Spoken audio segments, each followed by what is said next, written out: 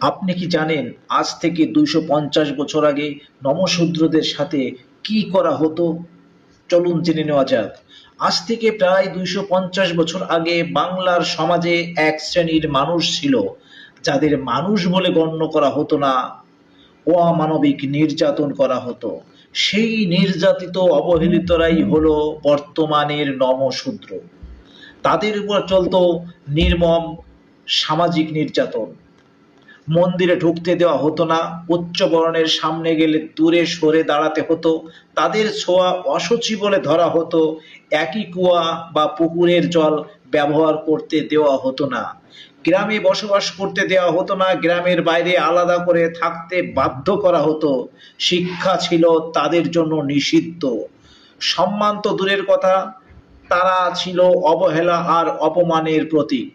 কোনো অপরাধ করলে উচ্চ বর্ণের থেকে শাস্তি হতো তাদের অনেক বেশি, আর ন্যায় বিচার পাওয়ার সুযোগ ছিল না বললেই চলে।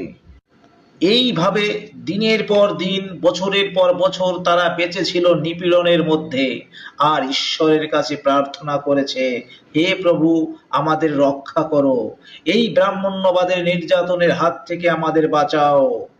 অবশেষে এক সময় এই অন্ধকারের মধ্যে জ্বলে উঠল আলোর প্রদীপ।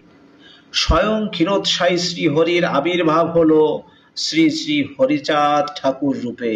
হরিচাঁদ ঠাকুর বললেন, মানুষের উপরে আর কিছুই নেই, সবার উপরেই মানুষ। তিনি নমঃশূদ্রদের আত্মসম্মান শিখালেন, ধর্মের নামে ভেদাভেদ নয়, সবাই সমান, এই বার্তা ছড়িয়ে দিলেন। তিনি গড়ে তুললেন মতুয়া ধর্ম, যেখানে জাতিভেদ নেই, সবাই একসাথে ভক্তি করতে পারে। শিক্ষা ও মানবতার উপর জোর দেওয়া হলো।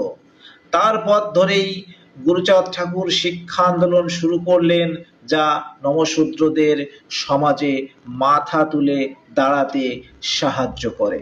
যে মানুষগুলো একসময় অবহেলিত ছিল, আজ তারা নিজেদের অধিকার নিয়ে দাঁড়িয়েছে। আর এর পিছনে সবচেয়ে বড় অবদান শ্রী শ্রী হরিচাঁদ ঠাকুরের, শ্রী শ্রী গুরুচাঁদ ঠাকুরের। জয় হোক মানবতাবাদের, জয় হোক মতুয়া ধর্ম দর্শনের, জয় হরিবোল।